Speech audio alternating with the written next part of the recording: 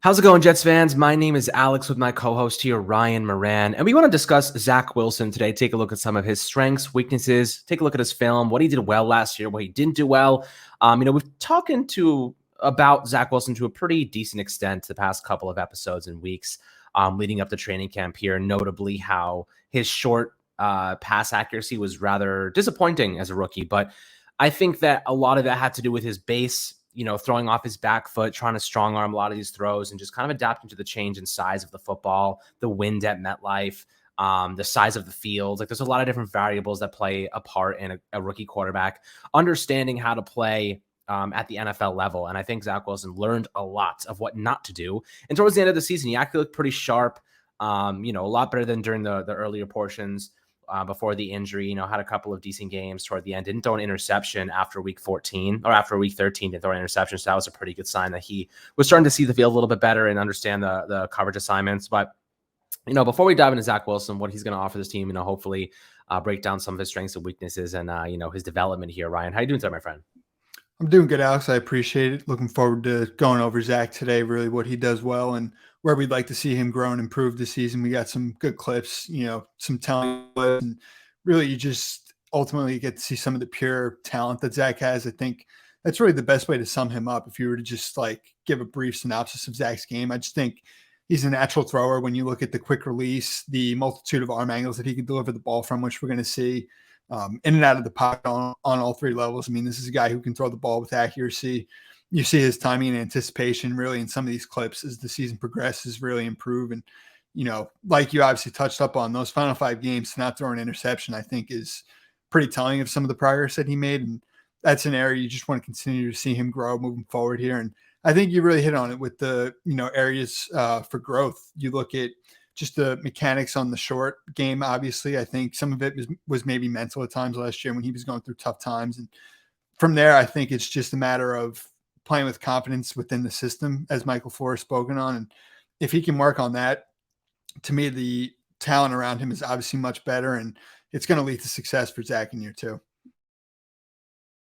Right. And, last season, we'll give you guys some numbers just to give you an idea of kind of what we're hoping for. In year 2, he went for 2,334 yards, 9 touchdowns and 11 interceptions. Of course, you don't want to see that ratio lean toward the direction of the interceptions. He had 2 more interceptions than touchdowns, but a lot of his main problems were underthrowing the football. A lot of times, and you'll see at the beginning of the clips that we're going to show you guys, that he just kind of lofted the ball up in the air and it just fell short of the receiver. He did that a couple of times. He really, for some reason, thought lofting it up was going to be a good idea. I think he learned pretty quickly that that's not what you want to do in the NFL game because these guys can jump and they can jump out of their shoes. So what you often want to do is if you're gonna miss a throw, you want to overthrow that receiver because usually you're going downfield or you're doing something. Obviously, you want it to be on target, but if you're going to do something, you don't want to throw it behind the quarterback or too short of the receiver rather. Because let's say you're running a crosser and that ball's behind, who's right behind the receiver? The cornerback trailing him. So obviously you don't want to throw it there. If you're throwing it in front of him, most likely it's just going to be incompletion. And then if you're underthrowing it, most of the time there's a cornerback trailing. He's not going to be over top unless it's a free safety coming and crashing in. But that's kind of just another extra player in the mix. So, Zach Wilson made the kind of customary rookie quarterback mistakes, but I do think that moving forward, he's going to correct a lot of those issues. And Mike LaFleur really had some good things to say specifically about why he struggled as a rookie. And this is the quote that really kind of stood out to me.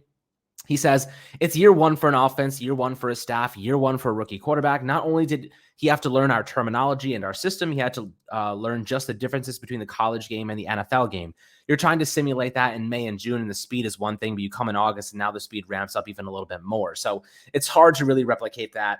Obviously during practice, you have to be in live action, and it's also situational, right? Like if you're in a 2-minute drill, if the clock is winding down, if the time, just the play clock is running down 10 seconds, 5 seconds, and you got to get that play off quickly, you're not able to get the information necessary. Then you want to have more pre-snap motion to get more information from, is it man coverage? Is it zone coverage? Can they shift a defender out of place to open up a slant route? Like there's a lot of different things here. A lot of different variables that a rookie quarterback has to understand because, BYU is a good school, but they play an air raid offense. So they're not really playing to the, style of an NFL pro style quarterback. So he had to get a lot more used to the shorter route concepts. He doesn't have, like at BYU, the guy was standing back there for 20 seconds waiting for his receivers to get open. And now he's escaping the pocket, but he's got guys right on his back. So he's got to get rid of the ball quickly. And you're going to see that he does a tremendous job. One of my favorite things about Zach Wilson is his ability to get out of the pocket and make things happen on the run. He's a deadly accurate on the run, has that kind of Aaron Rodgers style that when he's looking downfield, he feels the pressure coming. He can sling that ball anywhere, 60, 70 yards downfield and put it on an absolute dime, what we saw a couple of times in that flash is tremendous, but it takes time to get as good as Aaron Rodgers. The guy sat behind Brett Favre for 3 years, for goodness sake. You know what I mean? Zach Wilson throw it into the mix with no support around him, essentially. Offensive line was not where it needed to be the first half of the season. So now, you start to see how he's improving during the second half of the year, and it's really good to see. But how important do you think it is for him to just become a pure pocket passer instead of relying on those kind of rollout when the play breaks down, or just rollout concepts to kind of get him into more space and time? For sure. And I think that's what you basically spoke on there. When you look at Zach and just his pure athleticism, like he's always going to have that in his back pocket to extend out of the pocket, make big plays. He's got the arm strength out of the pocket as well on the move. And obviously, I think that's really what LaFleur has kind of made, known, like just play within the structure of the offense. I think sitting back and missing a couple of games last year, was probably the best thing for Zach to see, what it's like to just play within the structure of the offense. It's a very quarterback friendly system when you marry up the run and the play action pass game, and you just simplify, the reads, and there's easy completions. You have so many good skill players you want to just get the ball to in space. I think that's the main thing with Zach is just, progressing, seeing his reads, and really from there, just, taking what's there. I think there was a good clip LaFleur had. It was from the Saints game when Zach really struggled, especially in the short game. And it was like he missed Jamison Crowder on just an easy, read initially. And it was because, he was the first read in the play and he originally said no to it. He comes back, his mechanics aren't clean, and it's something you said no to begin with, and then you miss the throw. But to show you some progress later on in the game, they called a similar type of play, and it was Berrios in the slot, and he just took it right away and he hit him. So like there are, things that could prove growth. And I think that's just what you want to continue to see. Obviously the interceptions we've spoken on, and just some of the, playing within the structure of the system, really, as much as anything. Yeah, and before we dive into clips here, I'll give you guys a little bit more statistics, just so you have an idea of some of the things that he did in the different portions of the field. So throwing behind the line of scrimmage, 78.9% completion rate. He ranked 32nd in the NFL among starting quarterbacks in terms of completion percentage in that area. So that's got to improve. Short 0 to 9 yards, he finished with 65.9% completion rate. Could be better. Medium 10 to 19 yards out, 49.4% completion rate. And deep 20 plus yards, about a 40% completion rate. So a lot of his interceptions, 8 of 11 came in the medium portion of the field, 10 to 19 yards away from line of scrimmage. So that's an area where he really struggled to get the ball where it needed to be. And like we said, a lot of times he floated it up there. It just wasn't very accurate. So hopefully, he can improve in that category specifically and help his team generate a little bit more production. Turnover worthy plays. Interesting. He didn't have that many 3.8% turnover worthy plays. You're really looking to be around like the 2.5% range there. To be kind of in the average category, but he had 2 to 3 turnover worthy plays every single game. So he definitely experienced a lot of hiccups. And then drop passes, 12.7% of his targets were dropped, 31 drops. So the Jets receiving core, as we know, had some of the worst drops percentages last year of any team. Which is not good. Hopefully this year that changes. Of course, you had Elijah Moore, you had Corey Davis, all kind of dealing with some injuries at certain points, had a lot of backups in there. So, Garrett Wilson into the mix, you're expecting these guys to be a little more efficient in that category. And hopefully Zach Wilson can put the ball in a better spot for them to make those catches to begin with. Because I think, if he throws it slightly behind them and they drop it, they categorize it as a drop and not like a missed pass or whatever it might be. So let's jump into the film here and take a look at some of the stuff that Zach Wilson showed us last year as a rookie.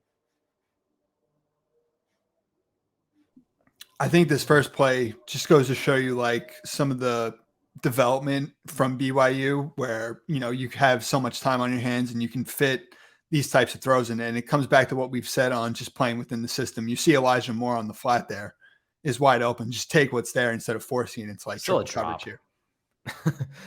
This guy, that's a straight up drop. I mean, this is actually it definitely a decent is, throw. no doubt. I mean, right here, it goes right through his hands. Like, he's him in the head. It should be a catch.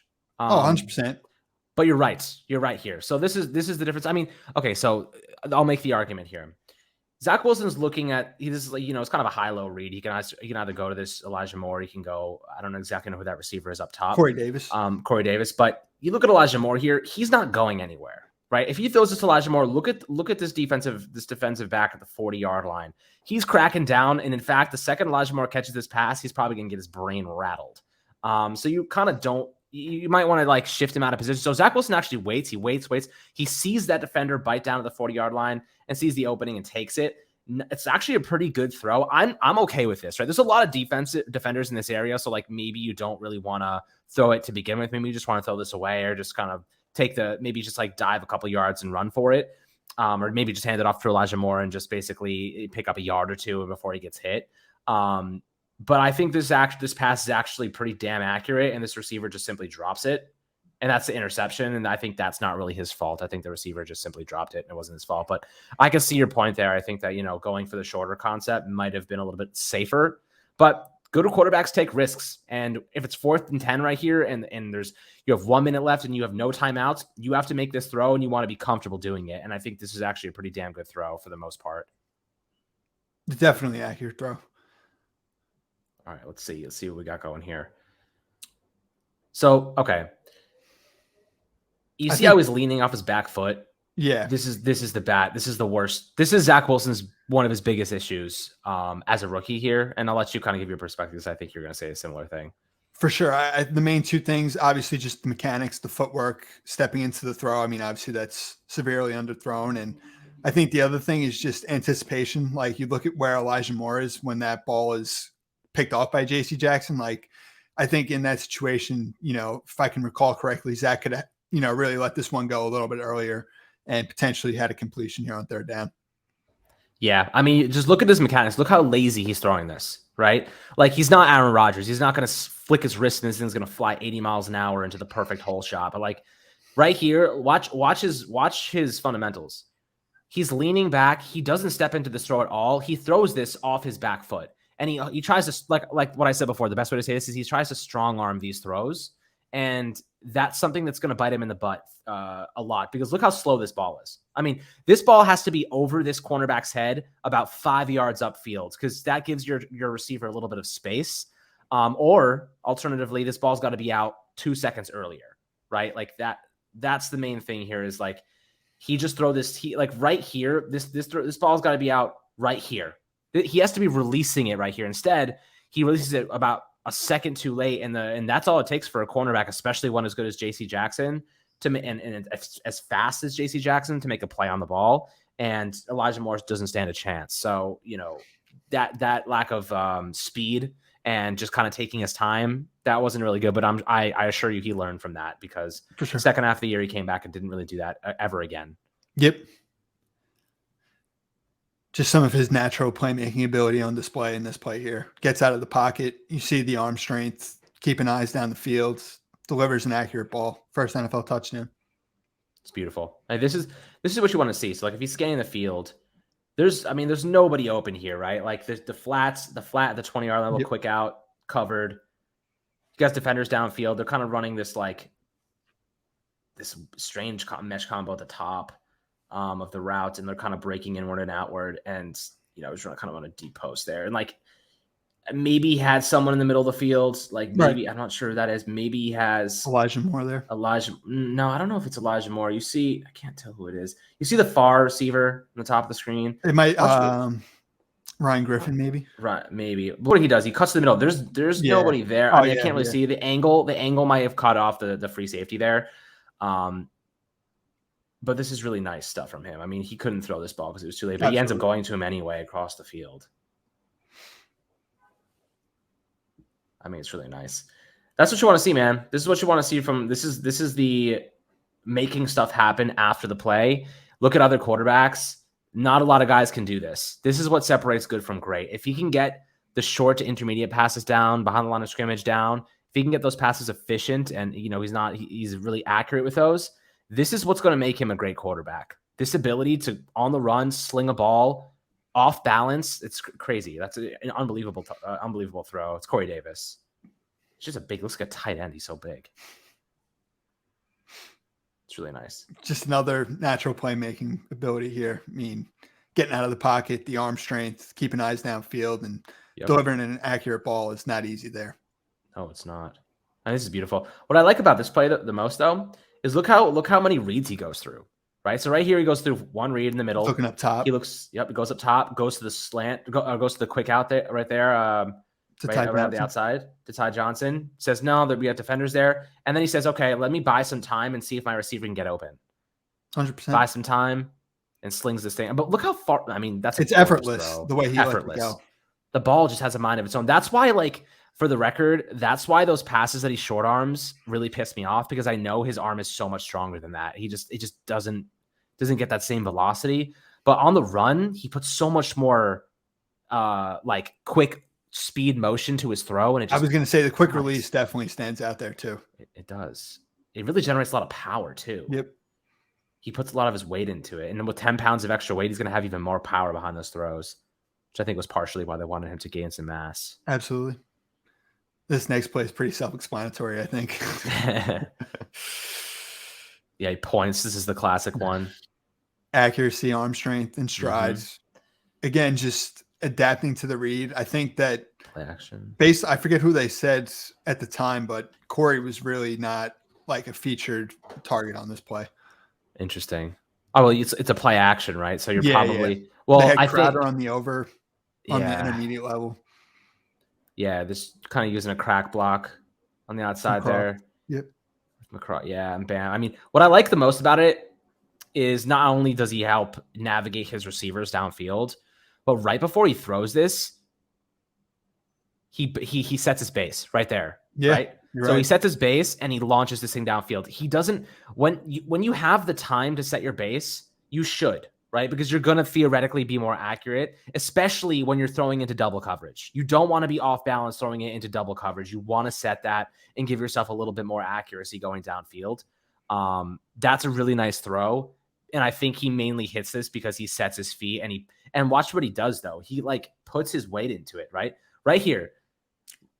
He actually puts his weight into it. Before that first interception that we saw, he does not put, he does not go into, he doesn't use his momentum. He stays on his back foot and he throws it just using his arm. He doesn't lean into the throw and use that lower body leverage. So I like that. That's a really good throw from him. Obviously one that highlights his rookie season.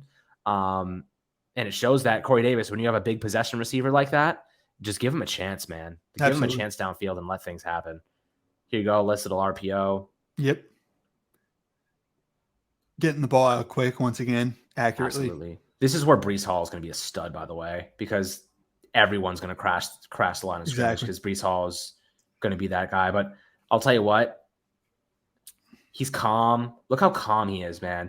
If there's anything I can say about Zach Wilson, man, he doesn't look like he's nervous. Doesn't look like he's scared. Doesn't look like he's playing with any hesitancy. Like he just looks calm. Even his mistakes, like those short arm throws, he's just so calm. Like he just does it so effortlessly. And like that, if he can become a little bit more urgent with that calmness, as a correlation factor, I think that he's going to be very dangerous, man. I mean, such an easy throw, bam, leads his receiver. Yep.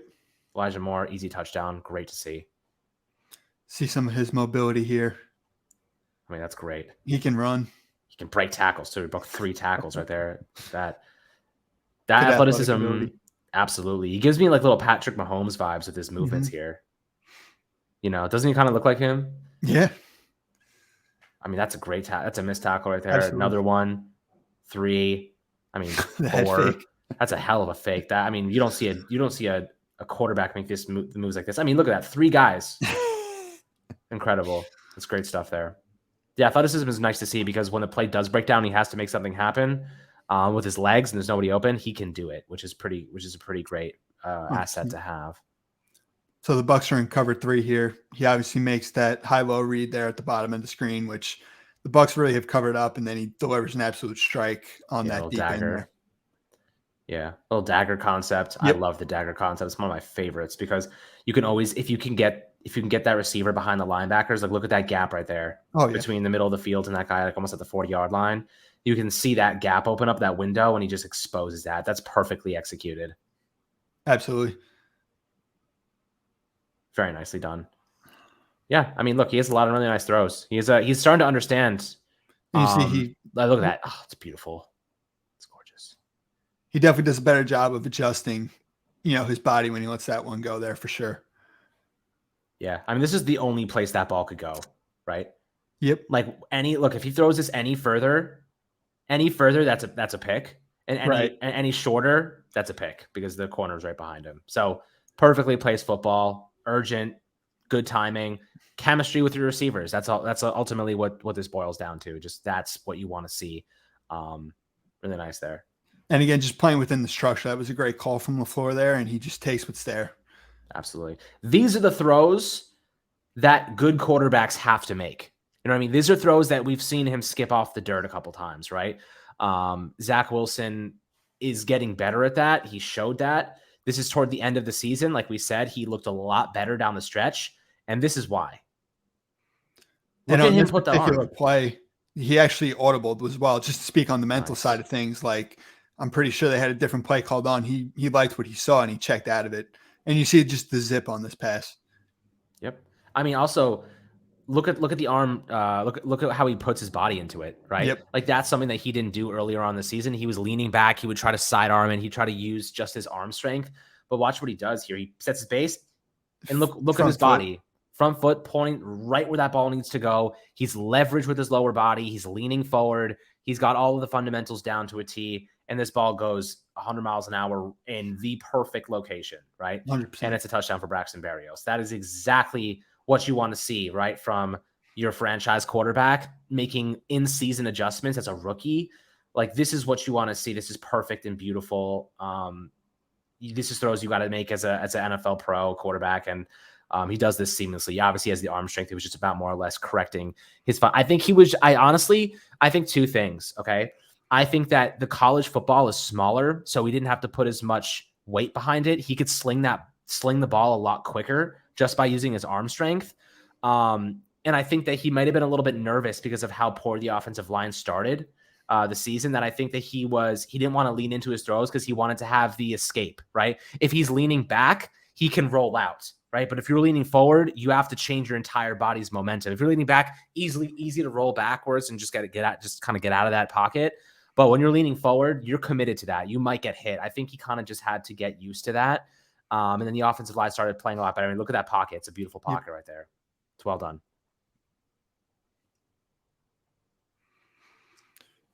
And then this last one is just incredible, really. Just the ball placement. Nice little play action. Yeah, it's sick. Great effort from Berrios as well. Yep. And I love this play design, by the way. Yep. This is the play design that you want to see. And this is, by the way, this is what we talked about yesterday. Having on the different offensive sets the Jets can use. I mean, they have, I think it might be a tight end there. Nick Bowden is the fullback there for you. So he's a fullback. In another world, you have Michael Carter and Breece Hall. Yep. Right. And you can do a lot of stuff. You could send Breece Hall and Michael Carter out to the slot there, like they just did with Bowden. And instead they use, and this confuses defenses because now you gotta look at multiple different receivers. Little play action, bam! Look at that nice little pocket.